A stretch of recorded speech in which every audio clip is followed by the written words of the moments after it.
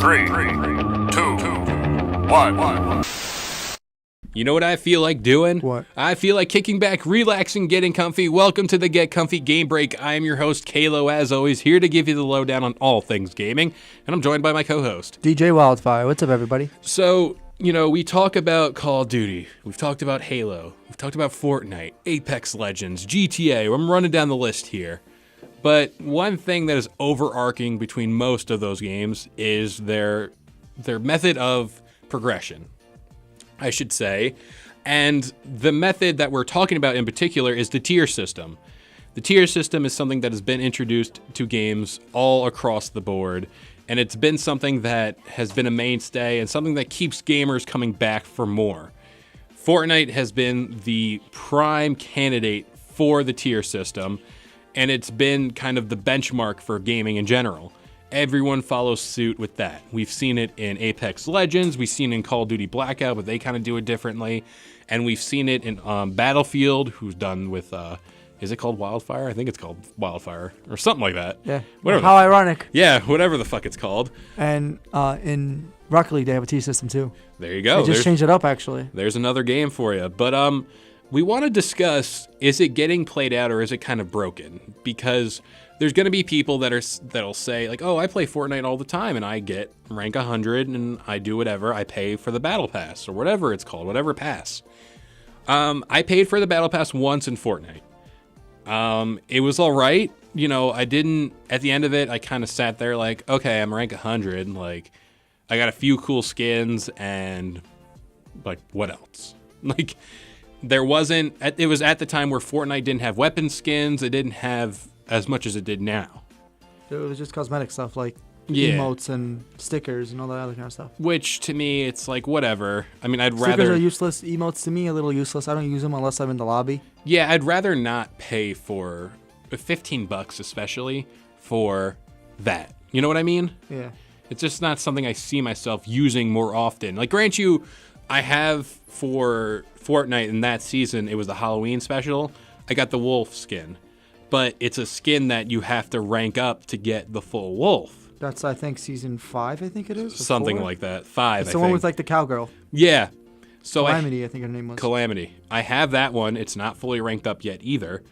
And yeah, honestly, look at me. I mean, to my defense, I don't play Fortnite Religiously. You Yeah. just play it once in a blue moon. Once in a blue moon if I hop on. I did hop on for Endgame, that whole. Out of all of the seasons in Fortnite, the Dire skin is the only one I didn't get. That's the wolf skin. That's the one I got. Only one I didn't get. Wow, really? I have everything except for the one that we have that's coming out right now. I'm tier like 80 something. And this was a thing we discussed recently where we didn't think this season of Fortnite was like really worth it. Air quotes here. Not really.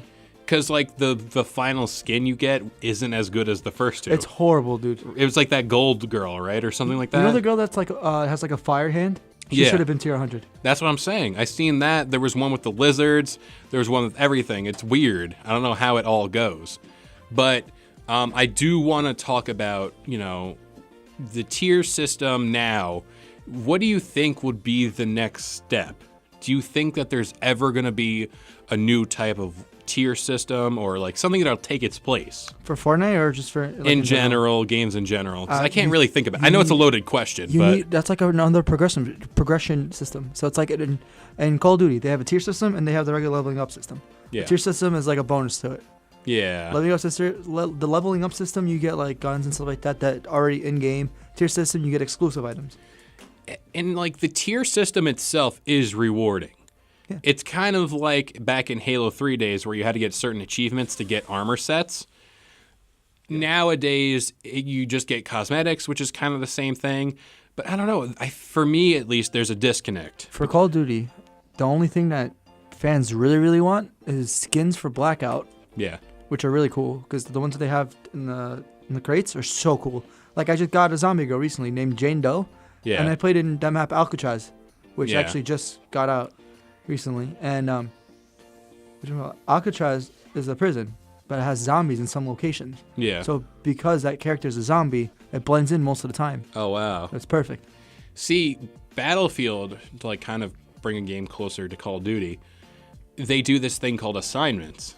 and it's like you get for like a certain amount of weeks, you get like certain challenges. It's basically a stripped down. That's how COD World War II did it. Yeah, it's kind of like a stripped down tier system here. Battlefield as a game in general, I kind of find hard to follow. It's hard to play. Yeah, it's either you're good at it or you're just not. See for There's no in me, between. it's funny. Like I go into certain games and I just fuck around a bunch, and then there's games where I don't know what it is. The game just clicks and I get a bunch of kills. Like I've gotten 32 kills, but I stand at like 27 deaths. I'm horrible at Battlefield so much. Dude, the only Battlefield I don't have is Battlefield 5. Yeah, that's the I most have from recent like one. 3 all the way up to now. Yeah, and also Battlefield, I'm not buying as much. This one I got through game sharing, and I want, like I said before, I want a modern day Battlefield. Not Then- futuristic or past. Yeah, I just want Battlefield 5, that's like World War II guns, right? Or World War 1? World War One. I think. I think. I'm not sure. Battlefield 5. What is it? Is it World War 1 or World War 2? I think it's World War One. I think. I think it's World War 2. Yeah, because I have Battlefield 5. Yeah. It is World War 1. One. See, it's weird Battlefield because 1 like the just- first Battlefield, the one before it, Battlefield Battlefield 1 was the same thing. Oh, then. No, it was the same thing. It was the exact same thing. It was the exact same thing, just they added Battle Royale to it. That's why- It was weird. They did like a new section of like World War One, Yeah. which people like it. I know my friend group love that game. I respect them for it because they're really good at it. Shout out to General Ram, King Wizard, Moonlit Rock, DJ, Juggernaut Zombie, and Jake, French Toast, and Hoosers. But that game is kind of getting tired for me. But to get back to the tier system, I want the idea of achievements to unlock armor to come back, like they did in Halo. Because not only does it add an extra level of challenges here, but it adds meaning to achievements. Because I know on PlayStation, what is it called? Trophies or something? Yes, that's the achievement system. It does. Is there any game that capitalizes off of that? Like you get a certain achievement and you get something in the game, or is it kind of just there? It's just there. Like for almost all games, if you complete all the trophies, you get a platinum trophy. And then they And you add can- more, right, to it, or they take away your platinum status. Because I remember hearing something about this, where if a game comes out with the DLC, some games take away the platinum status, and then it's like a whole new set of achievements you need to I get. have no idea because I never really focused on it. I never really cared. Yeah. But if you get like, if you complete those trophies challenges, you actually level up your character, your account number. Okay. So right now, once you get like, instead of leveling up, there's like stars. Right now, I'm like level 12. I Yeah. guess you could say. See, That's kind of up there. That's a lot of games to play. no, yeah, 100%. I feel like if both gaming companies, Xbox and PlayStation, can even throw PC in there with Steam achievements, if they want to add more validity to the achievement side of things and like make sure that people keep coming back for achievements and all that, and just to make them want it, to like increase their gamer score and stuff like that, you might want to add something where getting a certain achievement adds stuff in game. Halo 3 did that perfectly with the Vidmaster achievements, and you get recon armor, like the most sought after armor in the game. I remember when I did Vidmaster Endure, that was the hardest challenge for me as a gamer in general through my whole life. I know that some games, they offer different perspectives on achievements and different challenges, but for me, Vidmaster Endure and the one where you have to get through campaign without dying or something, that is difficult. Yeah, those are hard. Modern Warfare 2 had that. You have to complete the whole entire campaign in veteran mode. You have to complete every challenge, Jeez. every mission in veteran without dying once, and that's when you get the like a really rare trophy. See, now that's insane. Like I can't picture something more difficult than that, because once you get, I know there's some games that offer like insane mode or something like that. I know Halo with the skulls, you can toggle a thing where you don't have like a HUD display. You can't see your guns and you lose ammo. That's weird. But like there's skulls you can toggle on and off. Like you can choose to have it or not. So- which adds more challenges to the game. That's pretty cool. But it was a big pain in the ass to do. I mean, it was insane. Yeah, I could picture. It's just crazy. But to get back to this tier system, there was rumors that Halo, was it Infinite, I think is the next Halo, is going to have Battle Royale. Do you see them using a tier system, or do you think that they try something different, or maybe they go the same route as Call of Duty? Because you said Because they have a tier system and they have a leveling up system. yeah, For Blackout specifically, the leveling up system is decent. You don't get anything like every 20 levels you get a character. yeah. And actually, speaking of Blackout, I'm actually rank 80. So one more level, I get to level 80, and I get a star next to my name, which I get like a really rare character. Oh, that's dope. Then I could be able to prestige. But I'm not going to prestige because it's kind of useless. Yeah, because I know you said the tier system in that game is based off kills, right? It's not based off of certain challenges, or I could be wrong. Here's the thing: Blackout specifically, it could be based on kills,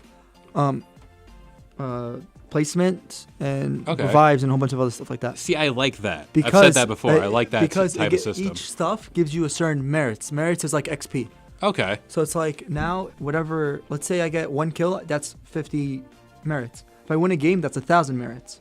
Oh, that's dope. If I place top 5 or top 10, that's like what, like another like 100 merits, 200 merits. Yeah. It's decent. We'll see where this whole tier system, this fad, because I think it's a fad. I think it's a phase where, there at one point Call of Duty, and you can even argue to this day, is still the top dog in the gaming world. There's a time where Halo was the top dog. There's a time where racing games are at the top, and this and that.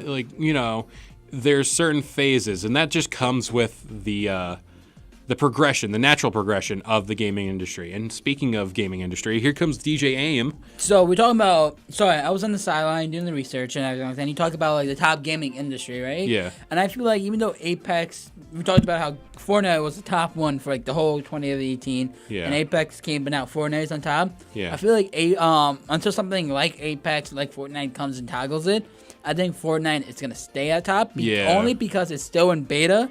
They haven't released a full game yet, and they don't need to, because just updating all the bugs they have. And I think Fortnite is gonna still stay on top. I think Fortnite is basically what we grew up with. Yeah. It's the next Halo. It's the next Black Ops for the next generation. So That's a good statement, because I think what makes Fortnite so good, or so different. Popular. it's free to play, It's free to play, and you can pay. Yeah, but it's not pay to win though. No, It's not. It's more like you don't pay a certain amount of money to get this really cool gun. No, it's more like you get lucky in game, and like if you want to look good while doing it, you could buy stuff off the store. That's Yeah, it's it. like do it that way then, or not, which is very important, because Guys been doing that for like forever. But here's the thing: the currency is so much money for no reason. yeah, and like free is always good.